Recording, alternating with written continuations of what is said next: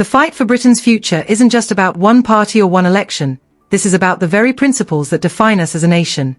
Starmer's leadership is teetering on the brink of collapse, but the damage he has already done is profound. His relentless focus on appeasing Brussels, his disregard for the economic struggles of ordinary citizens, and his blatant attempts to manipulate the democratic process are symptoms of a deeper rot within his government, an inability to lead with conviction, vision, or respect for the people who put him in power. But this isn't just about watching Starmer fail. It's about ensuring that Britain doesn't fail with him.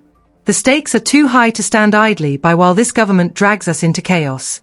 Every policy, every decision being made in Westminster right now has long-lasting consequences for our economy, our sovereignty, and our identity as a nation. The question isn't just whether Starmer will survive politically, it's whether Britain will survive his leadership intact.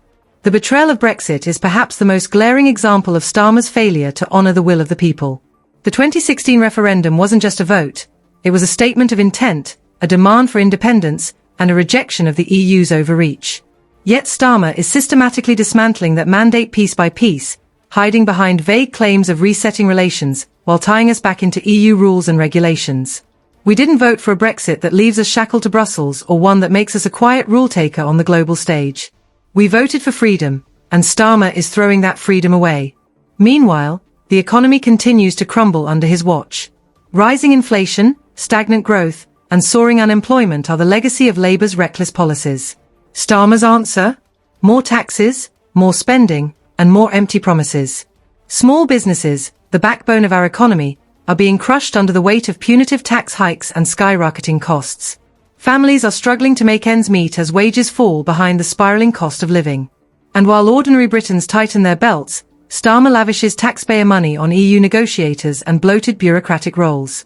Let's not forget the immigration crisis that has spiraled out of control since Starmer scrapped the Rwanda plan.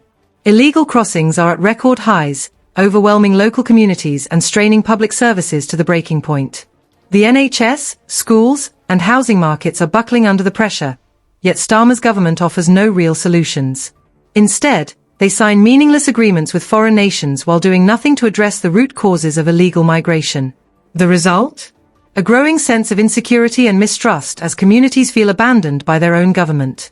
And now, the latest affront to our democracy, Starmer's attempt to delay local elections. This isn't just a desperate ploy to cling to power, it's an attack on the very foundations of our political system. Elections are the cornerstone of democracy, and any attempt to manipulate their timing for political gain is a betrayal of everything this country stands for. Starmer's excuses about reorganizing councils are laughable.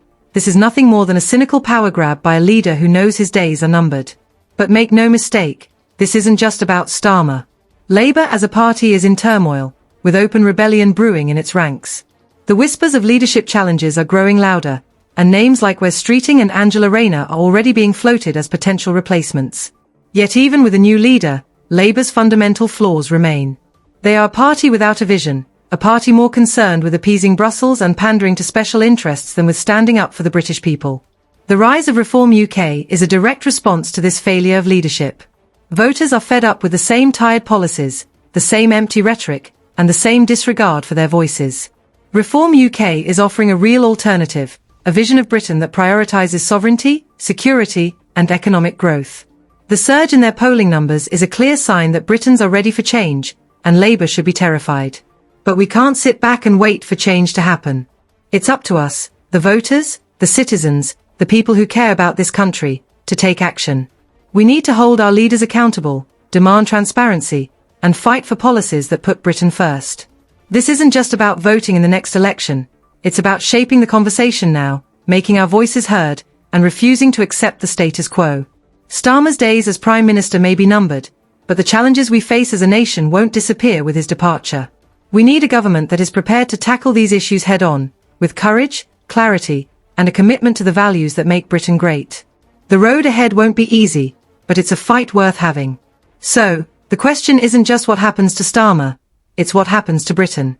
Will we allow our sovereignty to be eroded, our economy to stagnate, and our democracy to be undermined? Or will we stand up and demand better? The choice is ours to make. This is our country, our future, and our fight. Let's make it count. What do you think about the state of Britain under Starmer's leadership? Are we heading in the right direction, or is it time for a change? Let us know your thoughts in the comments below, and don't forget to share this article with others who care about Britain's future. Together, we can make a difference. Stay tuned for more updates, and remember, Britain's best days are still ahead, but it's up to us to make them a reality.